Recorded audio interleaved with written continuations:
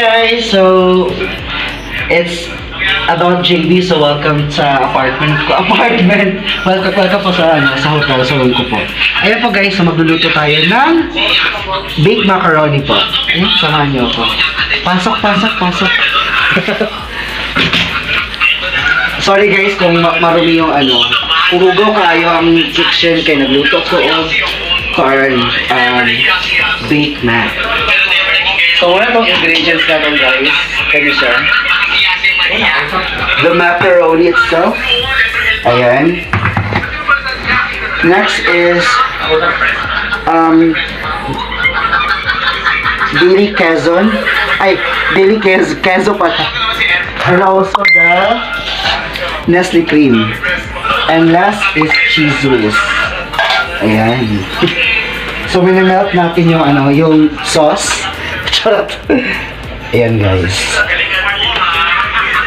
So sasarapan natin kasi ni-request to ni Zed. So ayan. Luto po.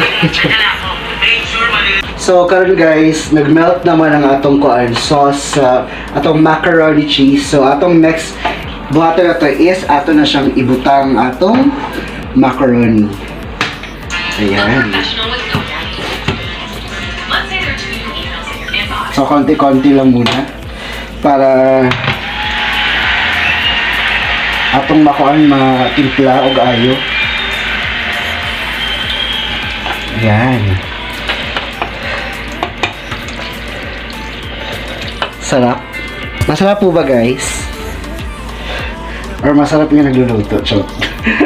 Joke lang.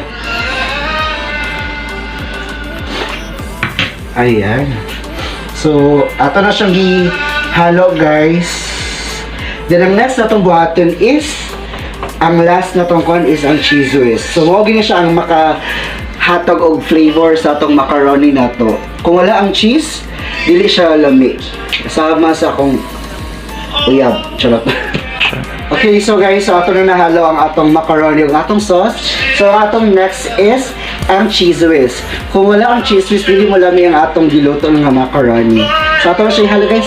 Halin mo. Kanan.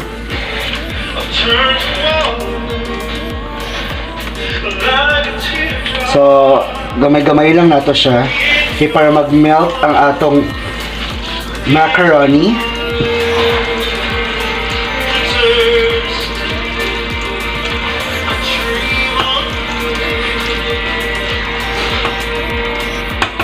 Diba guys, creamy siya. Ayan. So ato na siya hot doon para mas ma-feel na to kung sa kalami ang atong macaroni. Kaya para makatilaw na compare na ko nga si Zeki. Iyaman ko ang request niya. Ayan. Parang ayaw lumabas.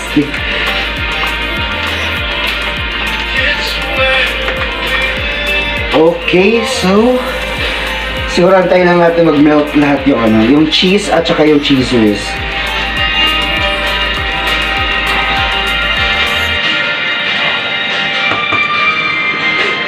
Cookie in ako, bro. Ayan. So, mga na siya guys sa atong resulta sa ato ang mac and cheese. So, this is all natural and walang halong-halong basta, yun na yun. Then, plating na po tayo para matikman ng ating mga friends. Ayan.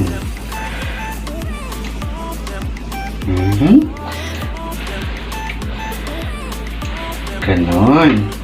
So, okay guys, atras. Kasi titikim na si Justin, tikman mo nga Justin kung masarap ba. Comment ka.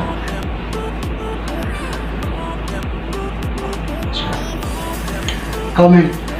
Sarap. Masarap. Kasi yung natin, Ako na.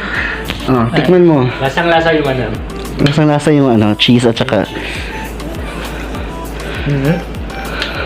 Harap. Masarap. Siya po yung nag-request, guys. Siya po si Zed. Mag-crave ko siya. Nagki-crave daw siya kasi buntis daw ata siya eh.